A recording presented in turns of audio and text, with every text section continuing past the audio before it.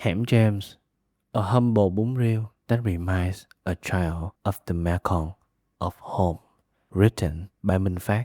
Photos by Jimmy R. Devier.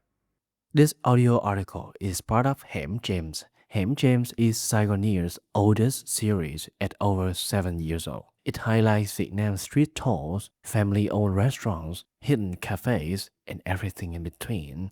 Since starting with a 7-decade-old Hủ Tiếu Mỹ Tho eatery down a District 1 ham, the series has ventured outside of LA's to reach all kinds of interesting eateries in Saigon and beyond.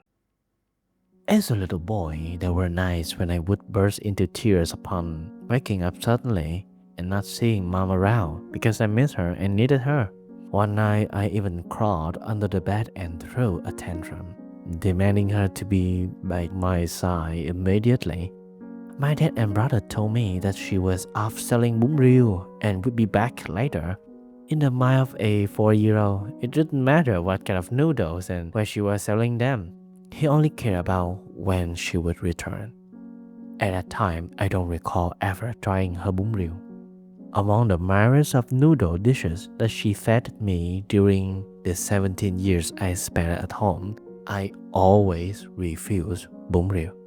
I thought that the anemic orange hue of the broth and the gargantuan pork knuckle smack dab in the bowl were too much, so my appetite was often gone when faced with Bún Riêu. I left my hometown for Saigon to attend university. Only by exploring the tiny streets near campus did I come across a humble cart named Thắm, after the owner, no doubt, on Nguyễn Thị Thập Street, District 7. It reminds me of the Mekong Delta, of the quaint neighborhood where I was born and grew up in, of the hometown flavors that I now struggle to find again. In the Saigon twilight every day from 5 p.m. to 7 p.m., the Bún Riêu cart was nestled in a nearby ham, wedged into one side to leave enough room for bikes to drive past. Eaters, too, enjoy their noodles alongside the length of the alley. Then, from around 7 p.m. to 8 p.m., when the household appliance store next door shuttered, leaving its spacious front yard empty, took over the space, unfurling its tables and stools and forming an open-air dining area for anyone hankering for a steaming bowl of bún. After 1 or 2 months since my last Bún Riêu, I paid the noodle cart a visit. It was 7 p.m., so the store was still open, and thus the cart was supposedly chilling backstage. Yet I discovered that Bún Riêu Thắm was no longer hidden in the ham, but now serving meals out of their own storefront, albeit a small and humble one. During the afternoon, the cart serves out of this location, less than 100 meters from its night habitat. This was where we enjoy our bona fide bowls of Bún Riêu.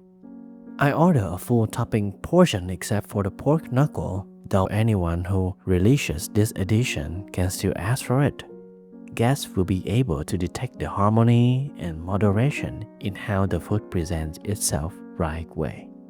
Strands of wine noodles peek out under the layers of generous toppings that leave little space for the orangey broth. Across the bowl, slices of pork, gà gân, crab cake, and fried tofu pile up, awash in a distinctive reddish shade of the Bún Riêu stock. The greenness of morning glory stands out as an accent. Last but not least, it's impossible to miss the big hunk of crab meatloaf in a corner that piece their resistance for many Bún Riêu lovers. Diners can mix some shrimp paste, sugar, or kumquat juice to make a dipping sauce for their toppings. It seems that Mekong dwellers are often quite generous in their flavorings, as evidenced by the range and amount of seasonings used on a daily basis. It creates complex, soothing flavors combinations that are unique to local cuisines, from braised and fried dishes to soup. Tham's Bún Riêu versions, no doubt, was influenced by the same flavoring philosophy, crafting her own flavor profile compared to northern style Bún Riêu. One can sense the umami in the broth, be it from bones or additional MSG. You enjoy the suppleness of the rice noodles, the textures of the pork, the crunch of crab cakes, and the tender cubes of tofu soaking up all that flavorful broth. Above all, biting into the crab meatloaf, you will immediately sense the richness and meaty flavor from filled crabs and eggs, blended into a soft block. In the bowl of Mekong-style Bún Riêu, the standout flavors are sweetness and saltiness, though one can squeeze in their own citrusy sourness should they feel enticed by the conquest. Tham's versions of Bún Riêu resonate strongly with the Mekong region's flavor palette. So even though I have never eaten Bún Riêu throughout my 17 years at home, I could still feel a sense of familiarity in my first bowl of Bún Riêu in Saigon. It feels like a little bit like sitting on a couch in a whole different country, heading to a far-flung corner, yet suddenly hearing a Vietnamese voice from a fellow passenger with the same accent as your hometown. It's so familiar, I almost shed a tear. District 7 is both foreign and familiar to me after 5 years studying and working here, but stopping by a sidewalk to have a southwestern bowl of Bún Riêu is not the only thing that makes me miss home. Here and there, I can sense fragments of my hometown in the accent of the servers, in the way they call out orders, in how they banter with regulars, how they joke around during downtime, the stainless steel tables, the plastic stools, and the giant plastic mugs filled with iced tea. It's as if my tiny street at home is materializing around me. I see my mom's figure carrying a bowl of bún from the market home to my dad in the way the server carries orders to our tables. A Bún Riêu in Mekong Delta style is prepared with care and attention to details to produce a complete and flavorful eating experience. To me, it's not merely a meal. It's a seashell where my spirits can take solace in during particularly tough days.